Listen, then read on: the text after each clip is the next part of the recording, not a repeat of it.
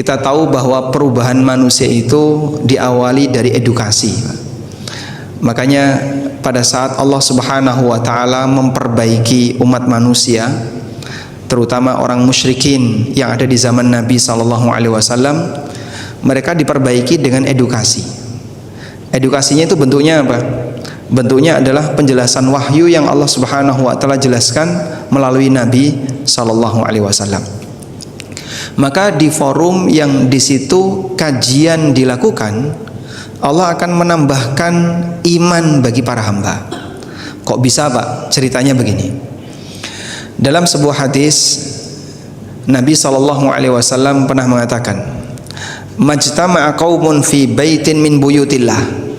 Kalau ada sekelompok orang yang berkumpul di rumah Allah, maksudnya adalah di masjid, yatluna kitaballah wa yatadarasunahu bainahum, yang kegiatannya membaca kitabullah kemudian saling mengkaji isinya, illa nazalat alaihimus sakinah, maka akan turun as-sakinah.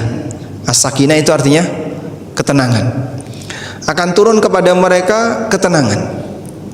Sehingga orang kalau berada di majelis ilmu, mereka akan bisa merasakan adem, ayem, merem. Makanya kalau semakin banyak yang merem berarti ini memang betul-betul ngaji. Orang akan mendapatkan as-sakinah. Apa fungsinya as-sakinah ini? Di surat Al-Fatah Allah Subhanahu wa taala mengatakan, "Huwallazi anzala as-sakinata fi qulubil mu'minin." Dialah zat yang menurunkan as-sakinah di hati hamba orang yang beriman, liyazdadu imanan ma'a imanihim, agar iman mereka semakin bertambah di samping iman yang sudah mereka miliki. Jadi keberadaan as-sakinah ini akan menambah iman seorang hamba. Makanya ketika kita hadir di forum kajian, nanti salah satu di antara perubahannya adalah makin yakin, aku makin mantep, aku makin makin srek dan seterusnya. Itulah iman. Sehingga posisi hati kita ada perubahan. Itulah pengaruh dari iman.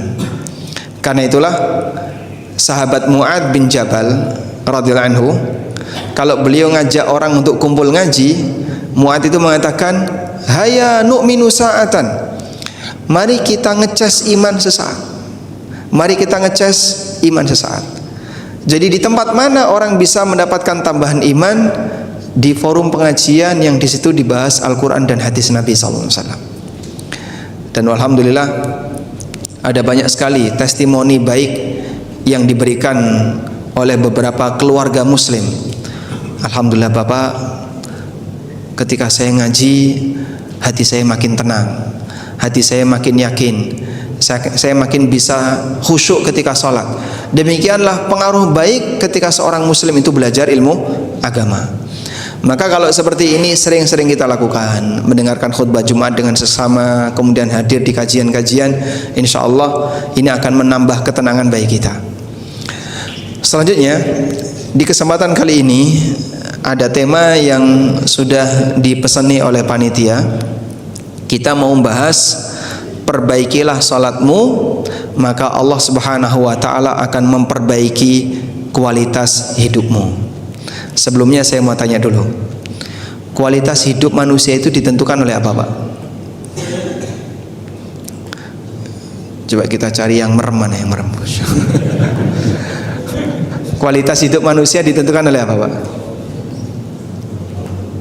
Kualitas hidup manusia, apakah ditentukan oleh seberapa banyak harta yang dia miliki? Ataukah ditentukan oleh seberapa tinggi jabatan dan pangkat yang dia punya? Ataukah ditentukan oleh seberapa banyak jumlah teman yang dia punya? Atau ditentukan oleh apa? Takwa. Ditentukan oleh takwa. Kalau kita berbicara tentang kondisi kehidupan di dunia, mungkin ada banyak faktor yang dianggap sebagai prestasi bagi manusia, sehingga orang menganggap itulah orang yang memiliki kualitas hidup. Misalnya ada orang yang merasa dia punya kualitas hidup karena dia punya jabatan. Atau ada orang yang merasa dia punya kualitas hidup karena dia punya kekayaan. Ada orang yang merasa dia punya kualitas hidup karena punya status sosial, dan seterusnya. Tapi ini semuanya adalah pemberian yang diberikan oleh Allah kepada hambanya, dan yang menentukan apakah dia ini orang yang berkualitas atau tidak adalah satu hal: sejauh mana dia bisa memberi manfaat bagi kehidupan dirinya, keluarganya, dan lingkungannya. Karena Nabi SAW mengatakan, ahabbun nasi ilallah anfa'uhum linnas. Manusia yang paling bermanfaat, yang paling dicintai oleh Allah adalah yang paling bermanfaat bagi yang lain. Baik. Nah, kalau kita berbicara, saya ingin meningkatkan kualitas hidup saya melalui sholat, itu bisa nggak Pak? Sehingga kita menjadi manusia yang akhlaknya lebih baik kepada orang lain, jadi orang yang kerjanya lebih produktif, jadi orang yang ketika bersama keluarga bisa membangun keluarga yang lebih sakinah, lebih mawaddah. Jadi orang yang ketika bisnisnya lebih barokah. Bisakah ini kita dapatkan melalui ibadah sholat? Insya Allah nanti akan kita detailkan bagian ini. Baik, namun dari semua itu jamaah yang dimuliakan Allah, pertama yang perlu kita sadari, seperti yang tadi sudah kita sampaikan dalam khutbah Jumat, bahwa amal pertama yang nanti akan dihisab di hari kiamat itu apa Pak? Salat. Yang dikatakan oleh Nabi SAW, awwalu ma yuhasabu bil abdu min amali yaumal qiyamah as-salah. Amal yang pertama kali nanti akan dihisab dari seorang hamba kelak di hari kiamat adalah salatnya. Kalau salatnya baik, maka seluruh amal yang lain dianggap baik. Tapi kalau salatnya rusak, amal yang lain dianggap rusak. Jadi begini, cara Allah menghisap hamba itu ada dua. Ketika di dunia yang menentukan baik dan buruk itu di bagian akhir. Sehingga kalau ujungnya baik, semuanya dianggap baik. Itu ketika di dunia. Ketika di akhirat, yang menentukan baik dan buruk di bagian awal. Begitu dihisab pertama, kok dia baik, maka bagian belakang dianggap baik. Makanya perjuangan kita ketika di dunia untuk jadi orang baik sampai kapan? Sampai mati. Rasulullah SAW mengatakan, innamal a'malu bil khawatim. Sesungguhnya baik dan buruknya amal itu ditentukan oleh ujungnya. Nek pucuke apik, kabeh dianggap apik. Ujungnya baik, semuanya dianggap baik. Kalau ujungnya jelek, semua prestasi yang mungkin dia miliki dulu dianggap jelek. Makanya perjuangan kita untuk jadi orang baik, titik akhirnya adalah kematian. Baik. Selanjutnya ketika di akhirat, yang menentukan baik dan buruknya hasil hisab adalah bagian awal. Maka Nabi SAW menyebutkan, keberhasilan kamu ketika di yaumil qiyamah ditentukan oleh amal yang pertama kali ketika kamu dihisab. Itulah salat. Kalau salatmu baik, maka seluruh amal yang lain dianggap baik. Nah, para ulama menjelaskan salat yang baik memberikan pengaruh amal yang lain dianggap baik. Itu maknanya adalah orang kalau jaga salat, maka Allah akan berikan kepadanya ilham. Allah berikan kepadanya hidayah untuk memperbaiki amalan-amalan yang lain. Sehingga salat yang baik ini bisa memberikan pengaruh perbaikan untuk amaliyah yang lain. Contohnya amaliyah apa Pak? Misalnya puasanya dia, amal yang lain, bagaimana cara dzikir dia, bagaimana cara zakat dia, termasuk amal-amal ketika dia berinteraksi dengan yang lain. Diawali dari perbaikan salatnya. Sehingga orang yang salatnya baik akan memberikan pengaruh di mana dia nanti beramal yang lain akan berusaha jadi baik. Nah, selanjutnya, bagaimana kalau misalnya ada orang yang bilang seperti ini, Pak, katanya kalau rajin sholat, orang itu akan tercegah dari perbuatan keji dan mungkar. Bukankah ayat Al-Quran itu menyebutkan, inna sholata tanha anil fahsyai wal mungkar? Salat itu akan mencegah seseorang dari perbuatan keji dan mungkar. Tapi coba kita lihat realitanya. Ada orang yang rajin salat tapi jahat sama orang lain. Ada Pak? Ada. Ada orang yang rajin salat koruptor. Ada Pak? Banyak. Oh, banyak. Tapi nggak ada di sekitar sini kan? Nggak ada. Ada orang yang rajin salat tapi dia nggak disiplin kerja. Ada orang yang rajin salat tapi di saat yang sama dia juga rajin maksiat yang lain. Loh, katanya kalau orang yang rajin salat tercegah dari perbuatan keji dan mungkar. Baik, kita mengimani ini karena ini firman Allah. Inna salata tanha 'anil fahsya'i wal munkar. Ini adalah firman Allah. Kita mengimaninya. Tapi kenapa di lapangan banyak orang yang rajin salat namun di saat yang sama dia malamnya salat, siangnya maling? Kata Nabi SAW, satanhahu ma yaqul. Apa yang dia perbuat akan mencegah praktek pencurian yang dia lakukan. Jadi Rasulullah SAW memberikan optimisme kalau memang apa yang dia lakukan yaitu salatnya tadi akan mampu mencegah perbuatan maksiat yang dia. Nanti kau lihat pengaruhnya. Terus gimana Pak caranya itu Pak? Jamaah yang dimulakan Allah, tidak ada manusia ya yang sejarahnya lebih lengkap dibandingkan Nabi Muhammad SAW. Baik, Bapak namanya siapa Pak? Pak Janu. Ya. Siapa manusia yang paling dekat dalam hidup Bapak? Siapa manusia yang paling dekat dengan Bapak dalam hidup Bapak? Keluarga, istri ya, istri. Kalau misalnya Pak Janu diberi tugas, coba Pak Janu tuliskan sejarah istri Bapak. Itu kira-kira jadi berapa jilid Pak? Banyak. Atau banyak yang hilang? Mungkin banyak yang hilang ya. Siapa manusia yang paling Bapak kenali dalam hidup ini? Orang tua. Kalau Bapak misalnya diminta tolong tuliskan sejarah orang tua dari mulai lahir sampai beliau meninggal, jadi berapa jilid kira-kira Pak? Mungkin 3-4 lembar selesai Pak ya? Baik. Tapi sosok Rasulullah SAW ketika beliau diceritakan itu jadi buku berjilid-jilid. Satu orang Pak. Karena sahabat ketika bercerita tentang Nabi SAW itu detail sekali, sampai gerakan yang kecil-kecil itu diceritakan, terutama gerakan ibadah beliau.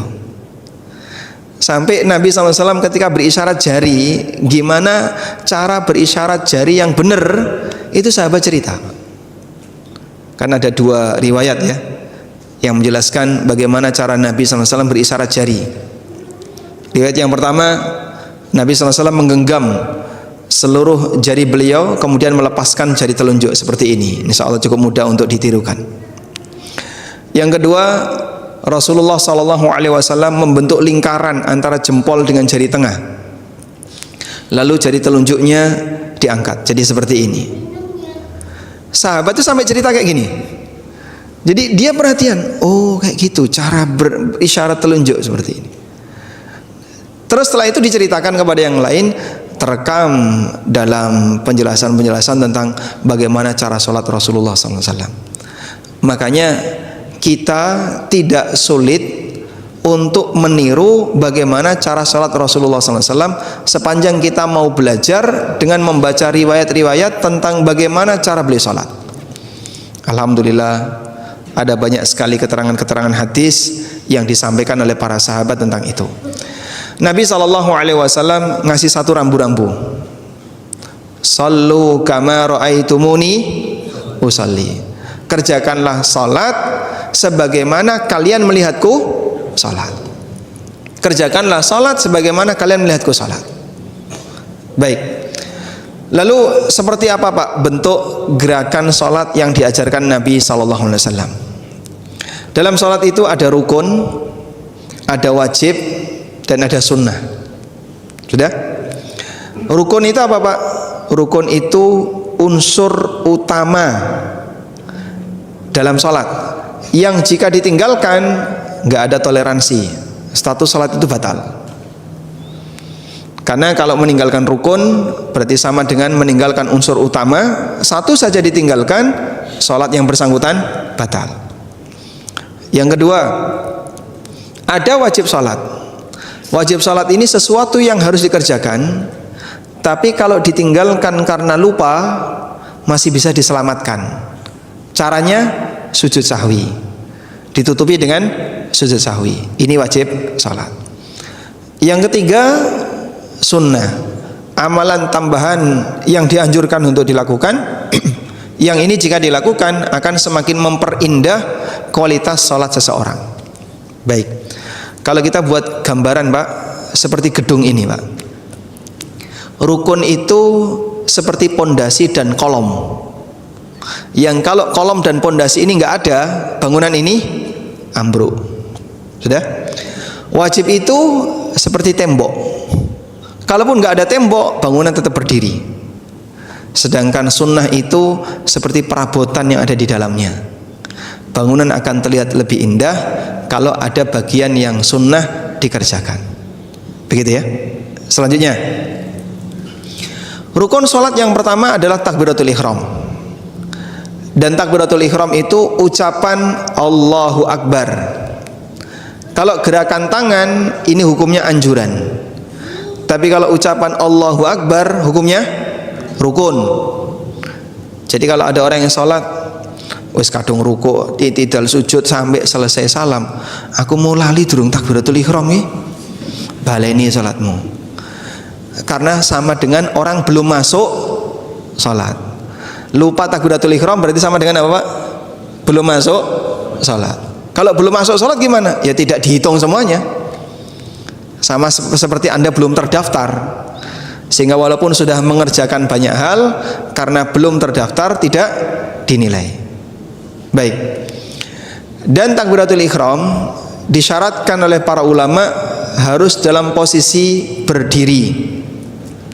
Maka tidak boleh takbiratul ihram sambil bergerak turun. Saya ulang ya, tidak boleh takbiratul ihram sambil bergerak turun. Ada nggak Pak orang yang takbiratul ihram sambil bergerak turun? Cukup banyak Pak. Contoh ya, imam dalam posisi ruku, ada makmum masbuk ingin ngejar rukuknya imam. Tujuannya apa? Biar dapat satu rakaat, biar tetap mendapatkan satu rakaat. Akhirnya dia buru-buru. Allahu Akbar itu gerak ruku. Ini namanya takbir intikal. Takbir intikal itu apa Pak? Perpindahan dari satu rukun ke rukun berikutnya. Takbiratul ihram itu kalau kamu masih jejak tegak berdiri, Allahu Akbar, itu takbiratul ihram. Makanya kalau mau ngejar ruku, berdiri dulu tegak, takbir Allahu Akbar, baru kemudian ruku. Dan dianjurkan untuk takbir yang kedua, Allahu Akbar, untuk ruku. Kok imamnya bangkit sami Allahu liman hamidah, Anda kurang beruntung. Berarti tidak dapat satu rakaat ya. Tapi sholatnya sah karena dia takbiratul ihramnya dalam posisi berdiri. Baik. Kalau angkat tangannya Pak, nah angkat tangan ini sunnah. Dan Nabi SAW mengajarkan angkat tangan ada di dua posisi. Bisa setinggi pundak, bisa setinggi telinga. Terus silakan dipraktekkan bergantian, tapi jangan digabungkan. Allahu Akbar. Nah kalau seperti itu ya pelanggaran sampean ini. Harusnya gantian, pundak saja atau telinga saja. Baik. Sahabat seperti itu detail Pak. Kemudian diceritakan Nabi SAW ketika mengangkat tangan, telapak tangan menghadap ke arah kiblat. Lalu jari-jarinya tidak ditekuk tapi dibuka. Tidak terlalu rapat dan tidak direnggangkan, biasa saja. Banyak orang yang ketika takbiratul ihram gerakannya gerakan refleks karena sudah terbiasa. Aku wis apal salat ya kaya ngono. Iya Mas wis apal. Tapi sampean kalau nggak tambah belajar, nanti salatnya sampean podo karo salatnya sampean waktu TK. Karena ibadah ini kan sering ya. Sehingga karena terlalu sering, menyebabkan gerakan salat itu jadinya seperti refleks. Misalnya Allahu Akbar, begini Pak ya. Ini pripun iki Pak? Berhadapan-hadapan tangannya. Atau begini, Allahu Akbar. Ada yang begini. Dan aneka ragam gerakan ketika angkat tangan. Meskipun ini sunnah, tapi ini membuktikan bahwasanya orang kalau nggak perhatian, nanti gerakannya hanya sebatas gerakan refleks. Ya, maka Anda buka lebar, hadapkan telapak tangan ke arah kiblat, bukan berhadapan-hadapan seperti ini. Dah. Selanjutnya kita sedekap. Berdiri sedekap untuk membaca mulai dari doa iftitah, ta'awud, kemudian surat Al-Fatihah dan surat pendek setelahnya. Baik. Dari 4 bacaan ini yang hukumnya rukun yang mana? Al-Fatihah. Maka pastikan setiap muslim bacaan Fatihahnya benar. Ini bacaan Al-Quran minimalis yang tidak boleh orang tidak bisa membaca dengan benar. Karena mohon maaf Pak, kalau bacaan Fatihahnya itu salah, beresiko pada diterimanya sholat. Apalagi ketika dia jadi imam. Ada beberapa titik yang diperhatikan oleh para ulama, kesalahan ketika baca Fatihah. Jadi salah dalam baca Quran itu ada 2 Pak. Ada salah yang mengubah makna, yang disebut dengan lahnun jali. Lahnun jali, jim lam ya. Yang kedua, ada salah yang tidak mengubah makna, yang disebut dengan lahnun khafi. Kalau lahnun khafi masih ditoleransi. Contoh, maca Fatihah tapi agak sedikit berubah nadanya. Misalnya Alhamdulillahi Rabbil Alamin, dia baca Alhamdulillahi Rabbil Alamin, I jadi E, nggih Pak. Ar-Rahmanir Rahim, Maliki Yaumiddin. Pernah dengar kayak gitu Pak? Mungkin pernah ya. Masih ringan, lahnun khafi. Tapi kalau lahnun jali, yang terjadi apa? Hurufnya berubah. Berubah jadi ya, kalau ya berubah jadi za. Ada imam yang kalau membaca seperti ini, idza yulyilatil ardu yilyalaha. Ini huruf apa Pak? Huruf za. Harusnya za, berubah jadi ya. Karena lidah Jogja kayak gitu. Ya. Sebab sebagian lidah kan tidak bisa mengucapkan huruf tertentu ya. Siapa bilang orang Sunda nggak bisa ngomong F? Fitnah. Alhamdulillah di surat Al-Fatihah tidak ada huruf fa. Saya pernah dengar itu orang Sunda baca pasabbih biham. Ini kok pasabbih gimana? Fasabbih, pasabbih bihamdir. Salah Pak itu Pak. Lah isane kayak ngono, harus dipaksa. Karena kalau sampai ngubah huruf itu ngubah makna. Dan kalau sampai ngubah makna beresiko untuk kegiatan sholat kita. Maka mungkin saya kasih tugas ini ke bapak-bapak sekalian dan ibu-ibu juga ya. Kalau Anda punya guru tahsin ya, guru yang ngajari baca Quran, coba sesekali waktu Pak, storkan bacaan Fatihah saya. Jenengan store baca Fatihah, kira-kira nek koyo ngene wis bener jaring Ustaz. Kalau sudah direkomendasikan, sampun Pak, bener, alhamdulillah, pertahankan bahwa bacaan Al-Fatihah ini sampai mati. Karena ini sangu bagi kita untuk bisa sholat dengan sah. Bahasa lainnya, nek raiso ojo dirawati.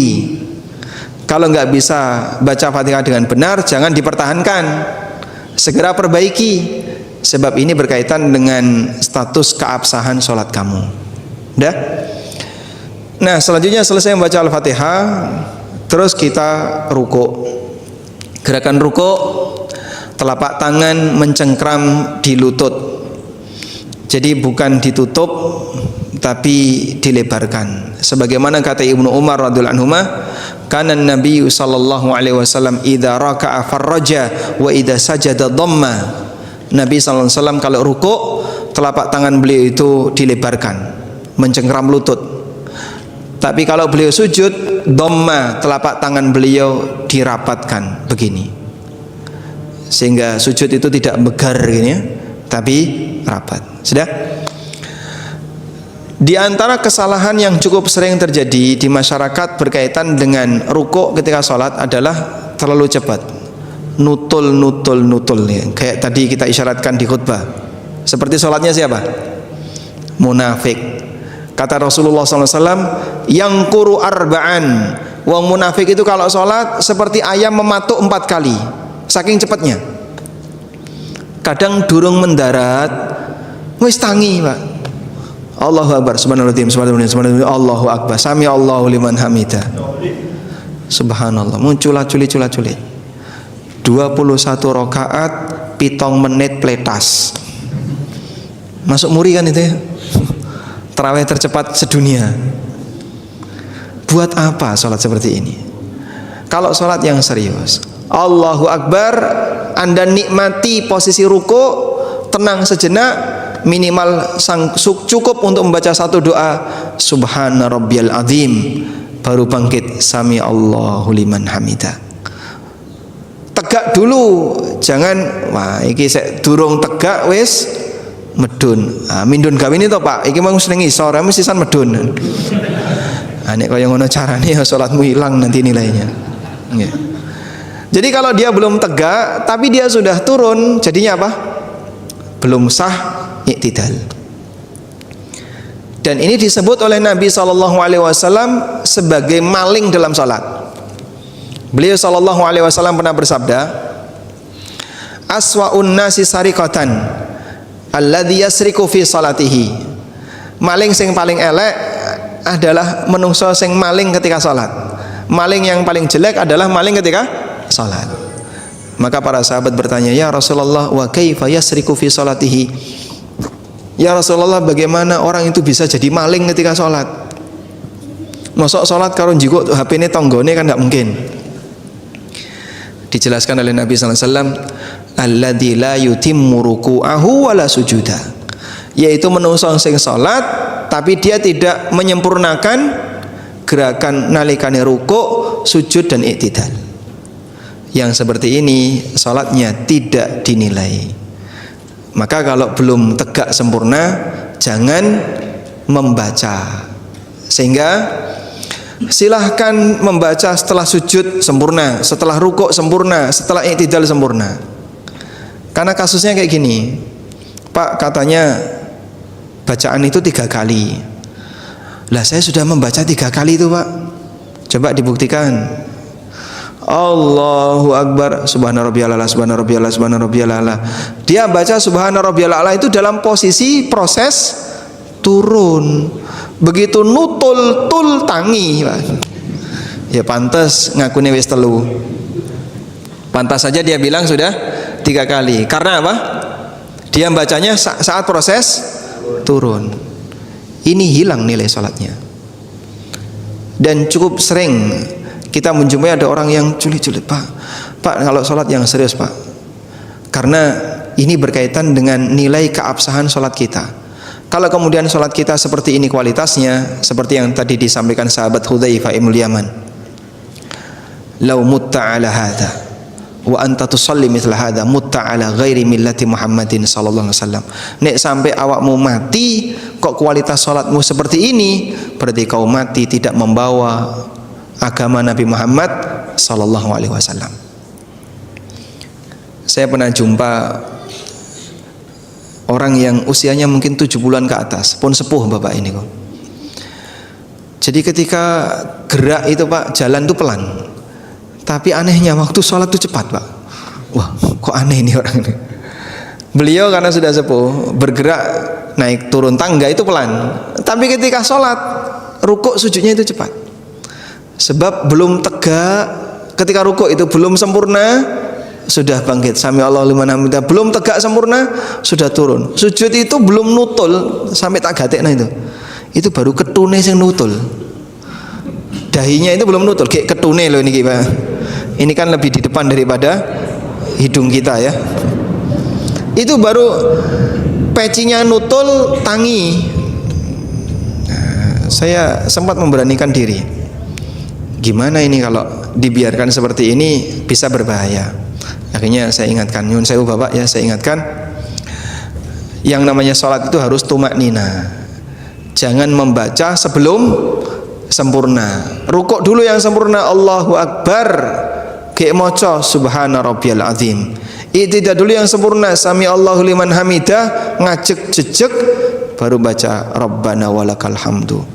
Sujud dulu yang sempurna, Allahu Akbar, sempurna sujud, baru baca subhana rabbiyal a'la, dan demikian seterusnya. Sebab tumak nina ini yang paling sering jadi korban pelanggaran ketika orang melaksanakan sholat, dan baik sholat wajib maupun sholat sunnah. Baik, selanjutnya, setelah i'tidal orang turun sujud. Ada pertanyaan, turun sujud itu yang benar tangan dulu atau lutut dulu? Di sini ada khilaf, Pak. Ada perbedaan pendapat ulama. Perbedaan ini memang bukan masalah perbedaan mana yang lebih afdol, tapi berkaitan dengan mana yang benar. Hadisnya satu, tapi tafsirnya dua. Rasulullah SAW pernah bersabda, janganlah kalian meniru seperti onta. La takunu mithlal ba'ir, fala yabruk kama yabrukul ba'ir. Kalau kamu turun sujud, janganlah kamu turun seperti layaknya onta.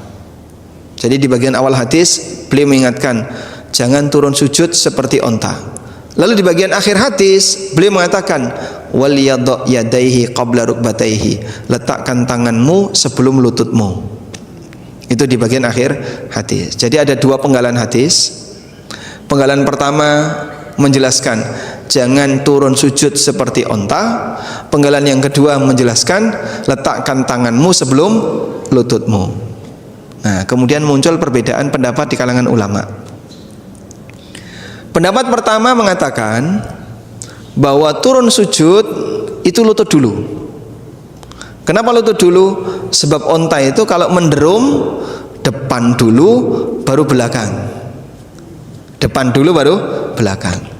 Berarti kalau kita dilarang oleh Nabi SAW jangan turun sujud seperti turunnya onta, berarti jangan melakukan gerakan depan dulu baru belakang.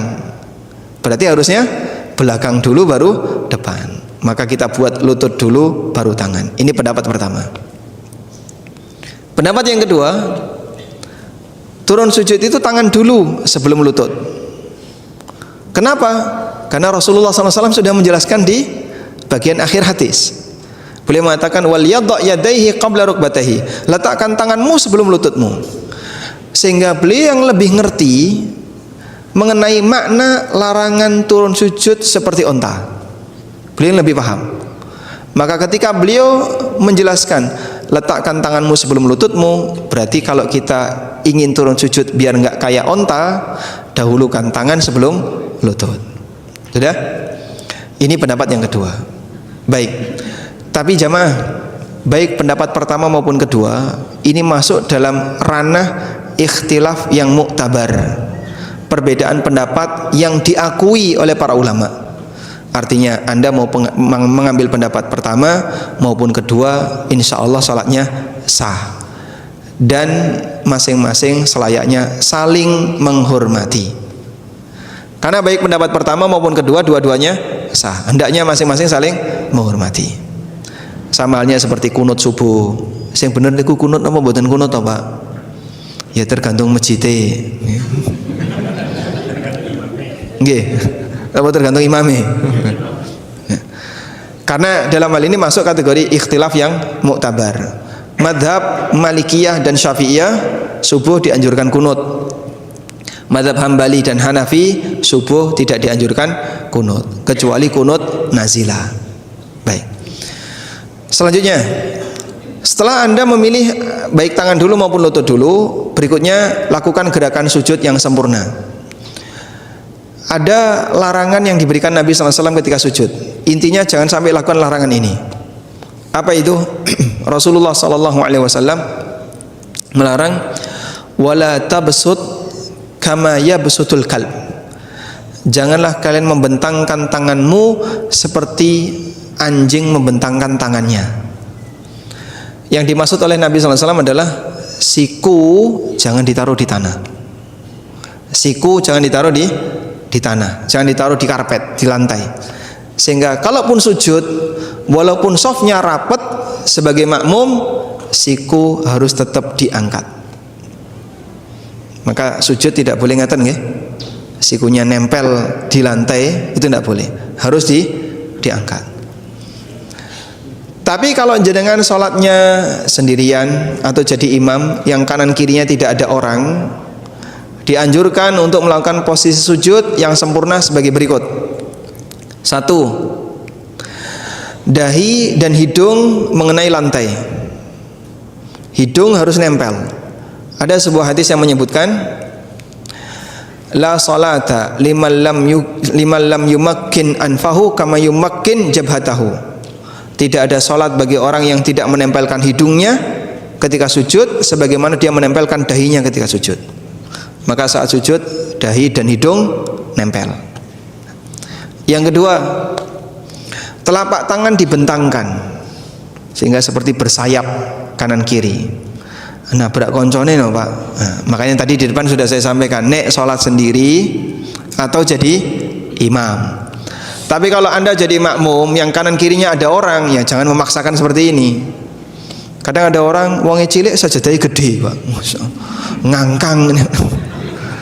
Mas. Kita kan kalau jadi makmum aturannya apa?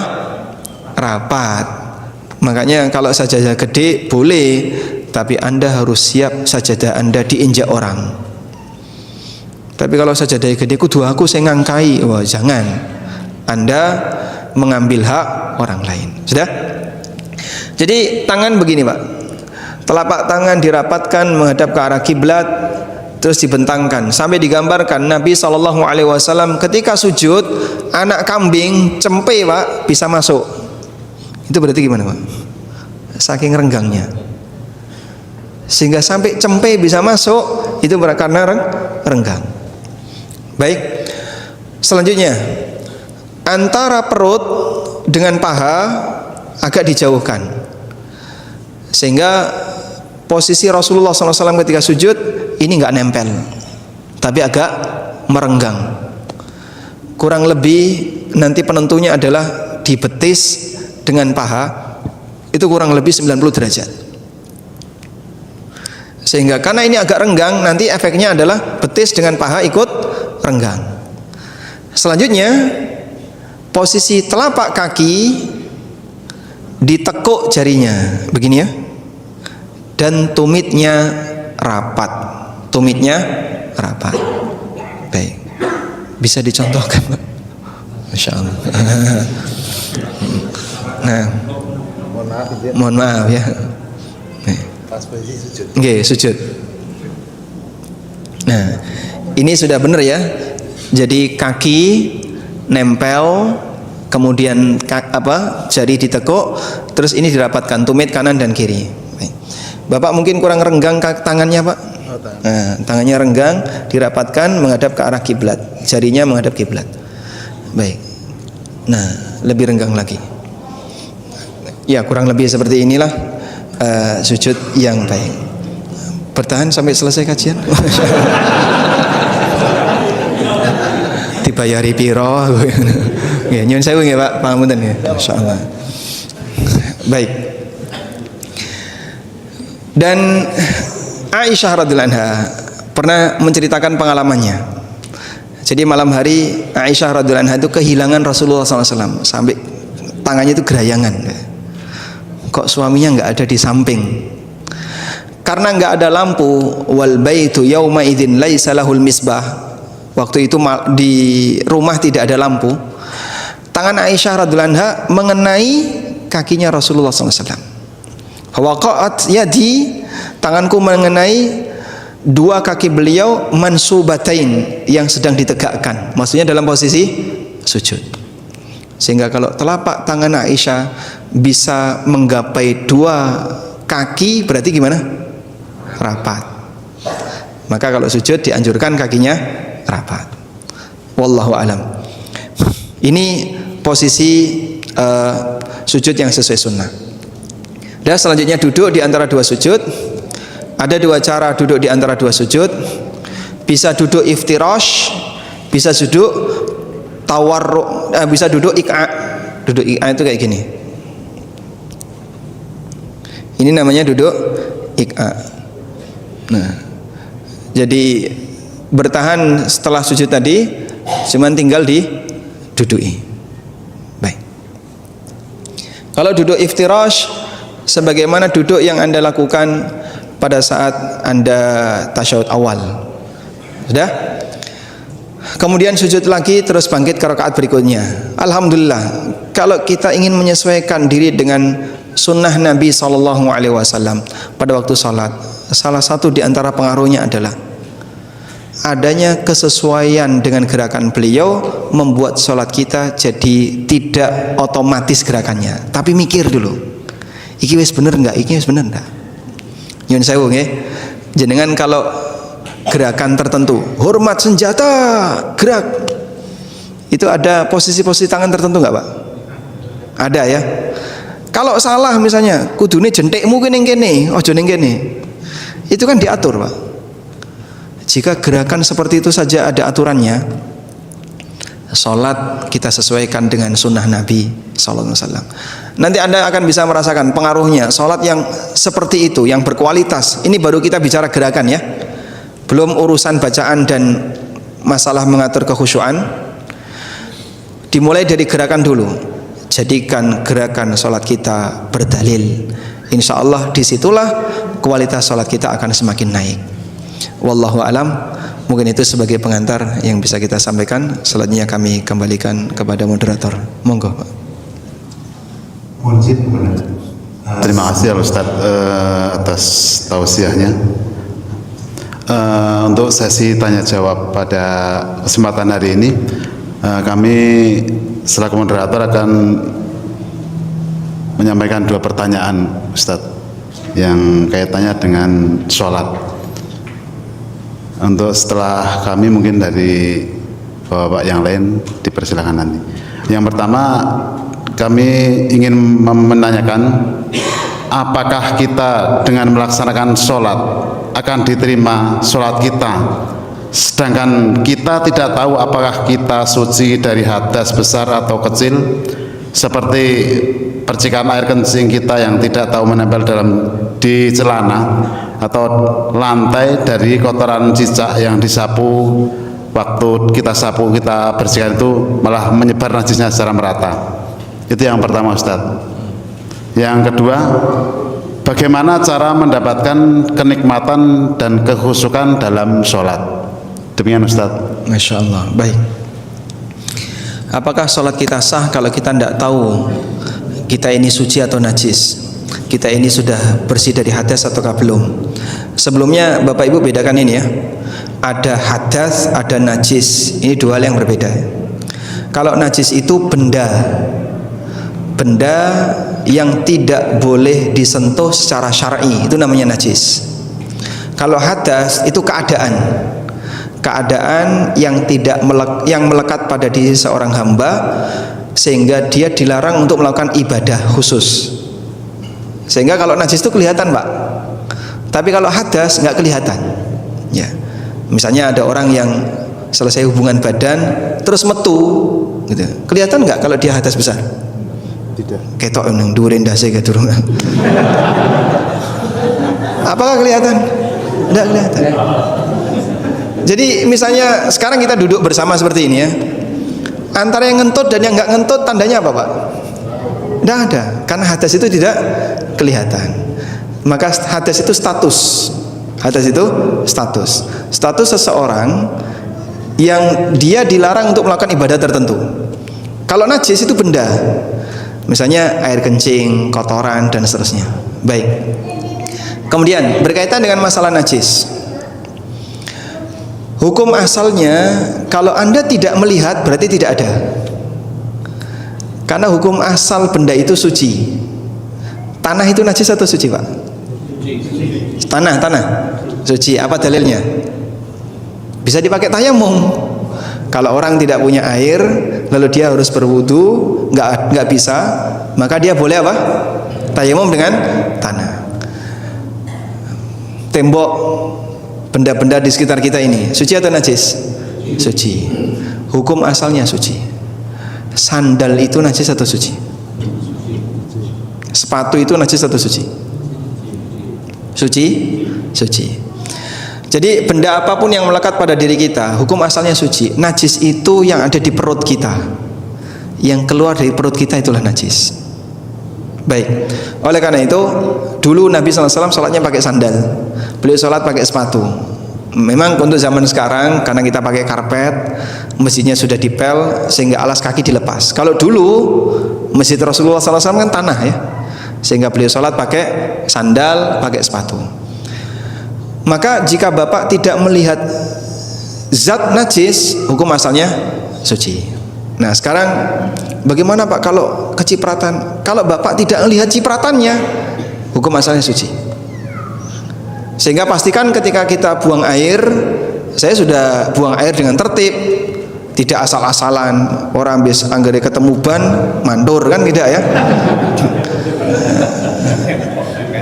Ya mepet ban langsung metu kan, enggak kayak gitu. Tapi kita tertib Pak, saya buang airnya tertib, di toilet tertib, disiram dengan tertib, cukup Pak. Udah. Jangan dihantui dengan was-was, jangan, itu semuanya was-was setan. Itu semuanya was-was setan. Sudah? Hukum asalnya ketika Anda yakin tidak netes, tidak nyiprat, berarti hukum asalnya suci. Udah. Nggak usah digubris ketika ada jangan itu buang semuanya, itu was-was setan. Sekarang kita beralih ke kotoran cicak. Kotoran cicak itu najis atau suci? Ada dua pendapat ulama. Sebagian ulama menilai kotoran cicak suci, sebagian ulama mengatakan kotoran cicak najis. Kalaupun bapak berpendapat bahwa kotoran cicak itu najis, selama badan kita tidak tersentuh, tidak masalah. Jadi misalnya kotoran cicak garing ya, kering di ujung-ujung tembok, kita sholat, badan kita nggak sampai nyentuh itu kok, insya Allah sholat kita tidak terpengaruh apapun. Baik. Tapi kalau kotoran cicaknya itu basah, kemudian dipel, tambah dieret-eret ya, dan tahu loh kok ini kotoran cicak dengan dari aromanya atau apa, berarti harus dibersihkan. Ya makanya kalau ketemu kotoran cicak yang masih basah, mungkin sebaiknya bersihkannya jangan dipel, tapi pakai tisu atau benda yang lain sehingga tidak melebar. Baik. Sedangkan hadas bisa hilang dengan wudu kalau hadas kecil dan mandi kalau hadas besar. Selama bapak yakin saya sudah wudu, selesai. Berarti bapak sudah hilang hadasnya. Wallahu a'lam. Pertanyaan yang kedua tentang bagaimana caranya biar bisa khusyuk dalam sholat. Ini memang berat Pak. Saya punya buku, mungkin sebagian di antara bapak ibu sudah punya buku itu. Judulnya Tafsir Sholat. Tafsir Sholat, memahami makna, bacaan dan gerakan dalam sholat. Buku ini menjadi salah satu panduan bagaimana cara bisa khusyuk dalam sholat. Mungkin nanti bisa di googling ya, tulis saja Tafsir Sholat, insya Allah ketemu buku itu. Baik, kata kuncinya begini, orang bisa khusyuk dalam sholat di saat dia bisa merenungkan, apa yang sedang dia kerjakan ketika sholat. Apa yang dilakukan oleh manusia ketika sholat? Dia bergerak sesuatu dan dia membaca sesuatu, kan gitu ya. Isi sholat ya Bapak, gerakan dan bacaan. Maka orang yang khusyuk dalam sholat, dia bisa merenungkan seperti apa gerakan yang benar dan seperti apa bacaan yang benar. Jadi misalnya rukuk yang benar itu kayak gimana sih? Kayak gini. Anda pernah nggak menghayati pada saat megang senjata, terus hormat senjata, terus hormat begini, tapi menghayati? Bisa Pak? Bisa. Orang itu bisa menghayati ketika melakukan gerakan tertentu. Penari, seorang penari Pak, lekuan tangan itu dihitung, kurang melengkung misalnya, kakimu kudune ning kene, itu dihitung. Dan dia bisa menghayati itu. Nah, penghayatan-penghayatan itulah yang nanti akan mempengaruhi kualitas khusyuknya. Makanya tadi berawal dari jadikan sholat kita berdalil, insya Allah akan memberikan pengaruh nuansa batin kita itu sinkron dengan sholat yang kita kerjakan. Orang tidak khusyuk itu saat dia sedang sholat, badannya di masjid, hatinya sudah wis neng pawon, ono sing atine wis tekan pasar. Bahkan mohon maaf, di antara kita ketika sedang sholat kita sambil nyusun agenda. Bar sholat ki apa ya? Bar iki masya Allah. Kayak wong sibuk ngono ya. Begitu salam geblak kelekaran. Bapak pernah nyusun agenda ketika sholat? Hampir sering Ustaz. Hampir sering. Itu bukan pengalaman pribadi kan? Ini pengalaman kita bersama, Pak. Jadi kadang kita sedang sholat tuh diganggu oleh setan. Bariki apa sampai nyusun agenda itu, Pak. Masya Allah. Itu fisiknya ada di masjid, tapi hatinya sudah melayang kemana-mana. Makanya ajak hati itu memikirkan apa yang sedang kita lakukan. Salah satunya adalah memikirkan bagaimana cara bergerak yang benar. Nanti tahap berikutnya memikirkan makna yang dibaca. Nah, itu butuh ilmu tambahan karena harus memahami makna-makna yang dibaca. Buku saya tafsir salat itu menjelaskan tuh makna-makna masing-masing doa dalam salat. Wallahu a'lam.